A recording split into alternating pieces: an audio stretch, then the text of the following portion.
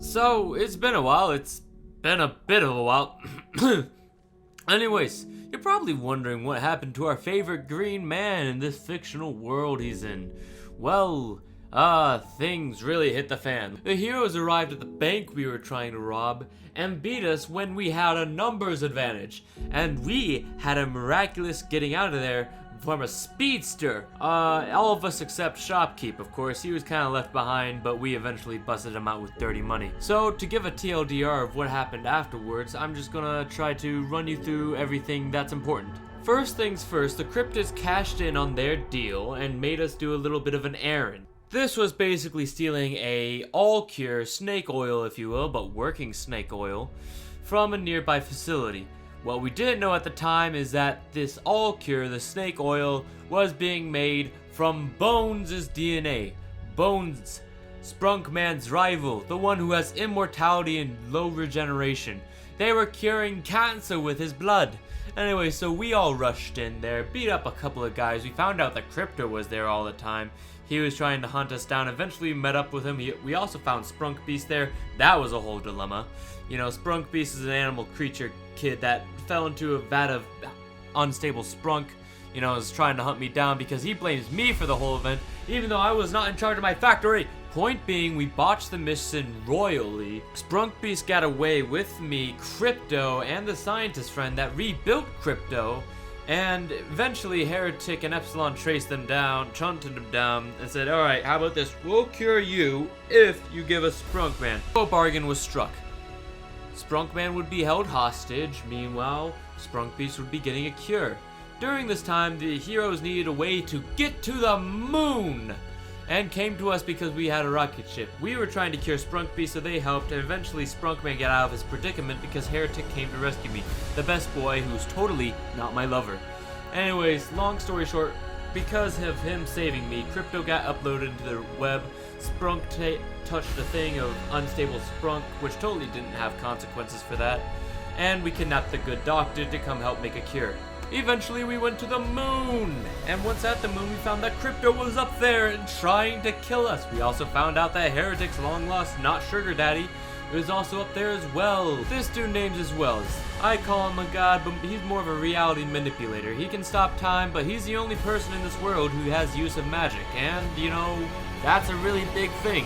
Eventually, we got off the moon, even though everything was dying up there, but we all made it back safely-ish. You know, one of the villains that was not on our team took the heroes home in his flying saucer. I was with him, meanwhile a few others hopped in a fighting jet to go back home. We all got back home only to realize that the doctor had escaped, Epsilon had let them go, and during the time on Earth while we were doing this moon heist, if you will, Crypto approached Epsilon with an offer to betray us for a large sum of cash. And we didn't know what their decision was because that was kept secret for obvious reasons. Point being, the doctor we were trying to keep around escaped, killed our best man Tony, and out of grief, Heretic burned down the nearby forest, and that forest is still burning to this day in the timeline. So we had to move bases. That was a bit of a deal. Sprunkman took everyone to their backup base, and by everyone I mean just the villain team. The hero team eventually left at this point. And you've probably seen a giant robot in the back of these rotating pictures.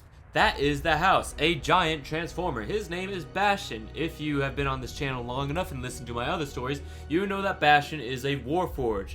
This Bastion was inspired from him, but eventually me and the GM came to a decision that actual Bastion is here, and that's just a copy of Bastion's AI, and it's a big old mess that I'll get into later. So we stayed at that house for a bit. We launched a bit of an assault on the police station to try to find out where the doctor scientist person went, and we found out that they fled. They booked it out of state, which is understandable. Then we found out that the captain of the police force is a mind reader. That's just their mutant power. Anyway, Sprunkman's identity was spilled, Shopkeep's identity was spilled, and he was revealed to be Gas Mask Man. And Heretic almost had his identity spilled. He didn't really have an identity to spill, you know.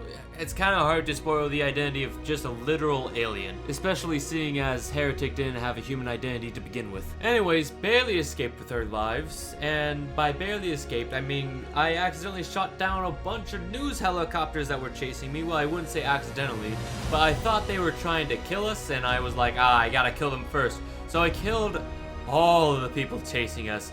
They were all innocent bystanders, and that was a bit of a oopsie on my part, but you know what they say about hindsight being 20/20 and all. Haha!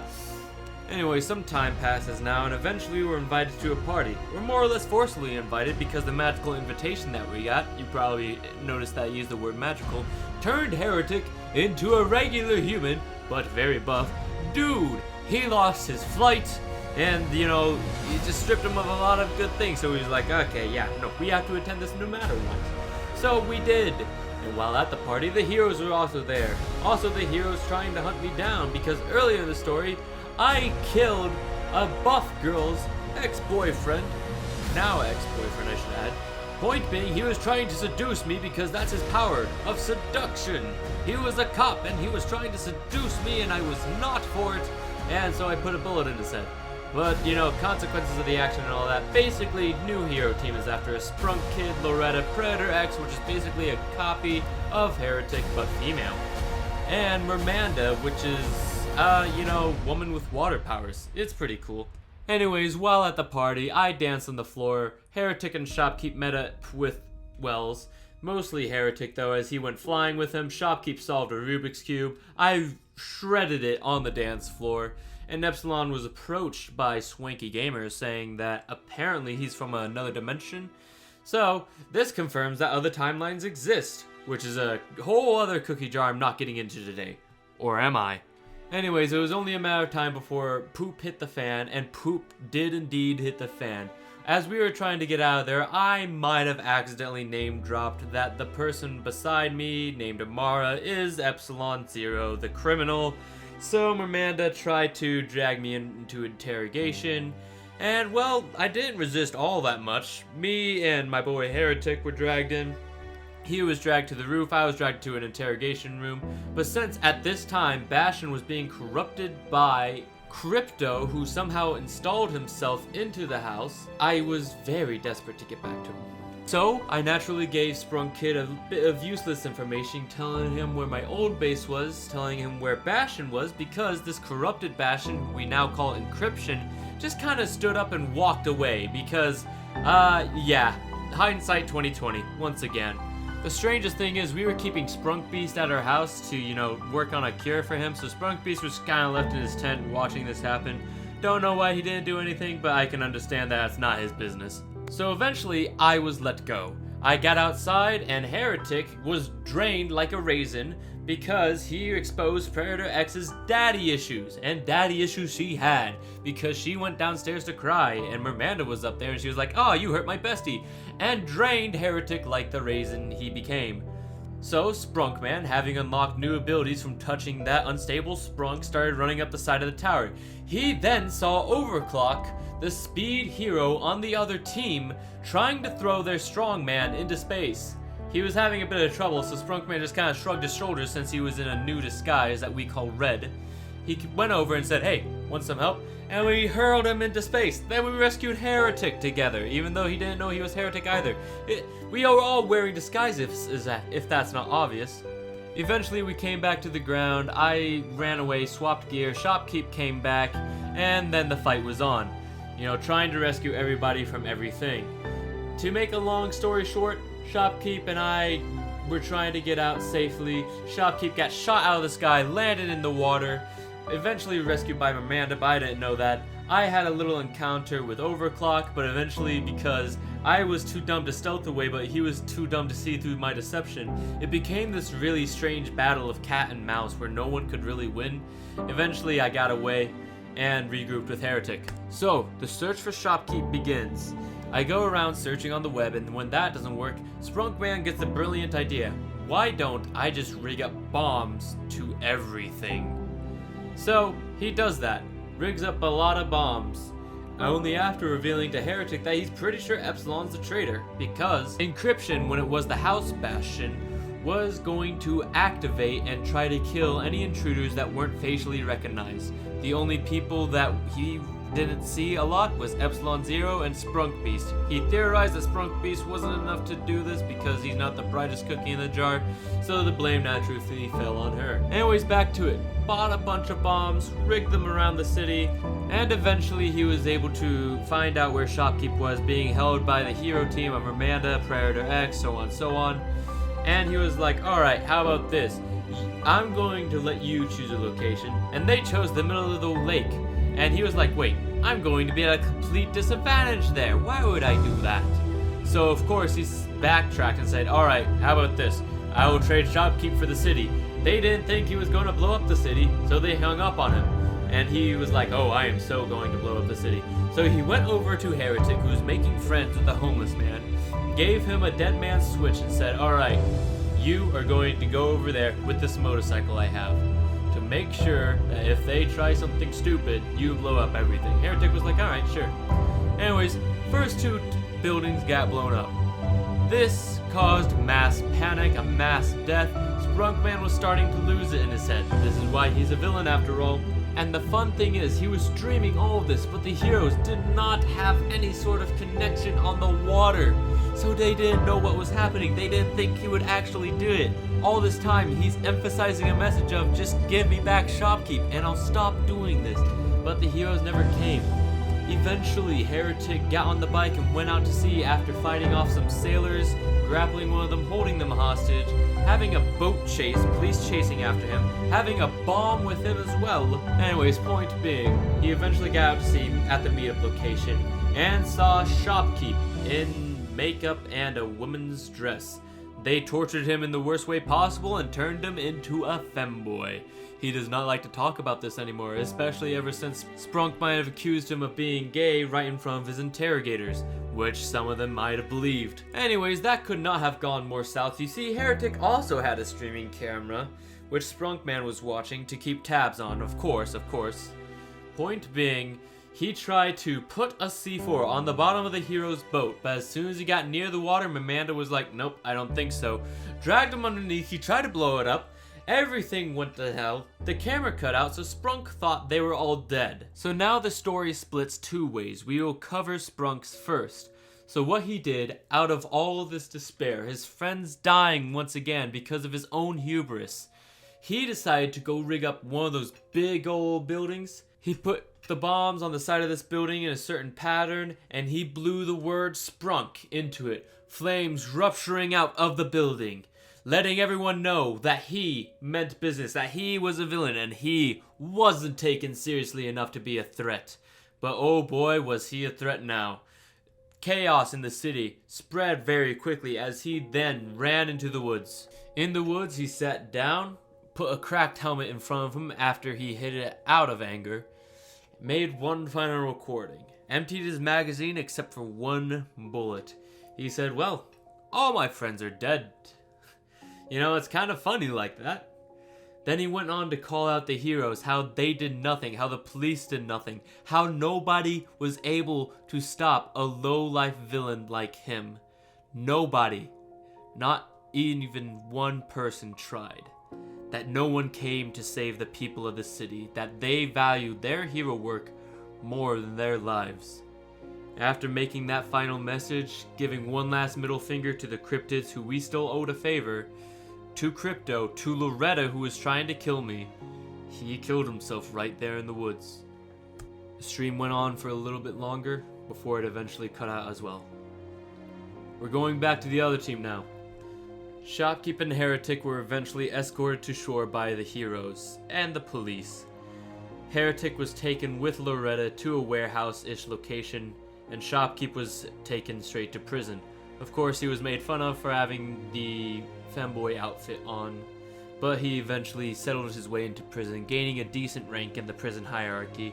Meanwhile, Heretic was with Loretta as she pulled up her phone, saw the news, and saw that Sprunk was dead. That sent Heretic into a rage, throwing one punch at Loretta, but she KO'd him on the spot. She was expecting it. And Heretic fell to the ground. And later on, we found out that his body was found mutilated on the streets. Sprunk and Heretic both died. Shopkeep was in prison. If it wasn't for Epsilon Zero, our team would have lost the Capes versus Capers. So ironically enough, who Sprunkman believes to be the traitor saved our lives. Now something new happened recently. A few days have passed, and a guard comes to Shopkeep's cell. After Shopkeep was tortured with the thoughts of losing all of his friends, wrecking everything in his cell, the cellmates cowering in fear, and he gave Shopkeep a gift that was sent to him by Wells nonetheless. It was some black liquid sparkling as if it was the universe itself inside of a jar. Basically, the note said that there was one chance to save him. We all assumed this meant Heretic because of the relationship Wells had with Heretic. Shopkeep touched this, was sucked into the jar, and the guard that gave it to him grabbed it and went home with it. Shopkeep then traveled to the past. This is before Sprunkman started blowing up everything, but it was at the time when he was meeting up with Heretic. Shopkeep was able to get a call to him, and they eventually had a rendezvous location after some strange dialogue exchanges like, "Hey Sprunk, do me a favor and whatever you do, don't kill yourself." Sprunk squinted his eyes a little bit at that, but shrugged it off at the end. Eventually they did meet up. Shopkeep has found a thing of power armor and was cleaning it up at this time. Meanwhile, we got a call from the real Shopkeep, and that created a whole conundrum because this was now a timeline with two Shopkeeps in it, which I am not even going to try to think about. Sprunk went away to grab some cleaning supplies for the armor that smelled like pee. When he came back, he found Loretta and Predator X getting ready to take them on, and the battle was about to break out before future Shopkeep was sucked back into the portal. It appears once the guard went home, he also touched this black goo and was pulled into the past with him. Now this was at the time as Sprunkman blew up everything. A stranger part of time. Anyways, Shopkeep was able to get into contact with Sprunk. This was only after Sprunkman might have started a revolutionary war with the homeless people. That's a whole other story for another time. If you're curious about it, ask me in the comments and I will happily tell you how we have turned the homeless against the heroes of the city in this time. So he, Shopkeep, and this new guy met up. This new guy was revealed to be Wednesday, an admirer of the group for a while, and was actually a bit sad to see Sprunkman go. That's why he busted Shopkeep out of there. Unintentionally busted him out of there, but it worked nonetheless. Then they hatched a plan to go and save Heretic. And they did. They went over to find him in this timeline and gave a revive seed to him. A revive seed that Shopkeep was given to by Heretic, which Wells had given to him back at the little shindig party. And it actually worked. Heretic was regenerating. But Shopkeep could only be in the past for a day and his clock was running out. Shopkeep was having Sprunk open up to him. And Sprunk was actually about to tell him the true reason about why he actually ended it all. The secret of why he believed his powers to be a curse, and then he and Wednesday were pulled back to the future, into their apartment. Now around this time, a new hero arrived to the city. The hero named Bastion Mizium, or as other people know him, as the Bastion. He grapple hooked around the city, swinging around, eventually stopping. He came here to settle Sprunk's affairs and orders, as he and Sprunk teamed up once in the past to save some kids from a trafficking ring. If Sprunk had one soft spot, it was for kids. Bastion never really truly understood it, but he was happy and thought Sprunkman had a chance to be a hero. Yeah, he didn't know that he was gonna blow up a lot of the city, so his faith might have been misplaced. But nonetheless, he had affairs to settle. He found Sprunk's body was missing. That's the first big red flag. Now he's heard of a gang called the Greenheads, inspired from Sprunkman's little message he sent out before leaving us. Finally, he figured out that the kid that Sprunkman's closest to, the kid that he orphaned and is trying to raise, is also missing, along with every other kid in the orphanage. So, with no other option to do, he's going to try to track them down with whatever he has, but he felt like he runs into a dead end. The truth is, he's no leader. He's just a guy trying to do his best. He's a rescue bot. He's not meant for investigations. So, in the next episode of this, Bastion's gonna meet up with the hero team. and offer them a truce to at least sell Sprunk's affairs. Then he'll get out of their hair, but maybe along the way he can turn them into heroes. This has been the Mutants and Masterminds 3rd edition story. I'm sorry that it's been so long once again since I last posted this, and I'm sorry that this felt kind of rushed. I missed out a lot of details, but I'm trying to avoid this from going over too long. My voice is not that soothing, I know this. But maybe you found some entertainment in this. Maybe you found entertainment in the fact that in one of the timelines, Heretic and Sprunk are alive and have the homeless on their side. In another timeline, they are both dead. And in the current timeline, they are also both dead, but by their own means, instead of just getting pummeled by Loretta and Predator X. So, I will hopefully get another one of these stories out to you in maybe a few months. And I'm sorry about not actually having a gaming video, but I've had an idea for one of those little, I don't know whether to call them music skits or whatnot. But it's like Meet the Sprunk Man, but I'm doing it in a different game engine that also has like a strange recording method with camera angles and whatnot. So chances are I'll put out Bastion's D&D story and give an update about how he's been doing before eventually coming around to that. Might be a week break or two between that, just because I'm trying to find a place to get some work at, maybe improve this channel a bit with an outro, because that costs some money to have, but I want to have something unique and special for the channel. Anyways, this is the Mason's Forge. I burned away enough of your time. If you want to hear more of these stories, just click a like. That'll let me know you guys like these things. And I'll see you later. Peace out. And remember, stay lovely, everyone.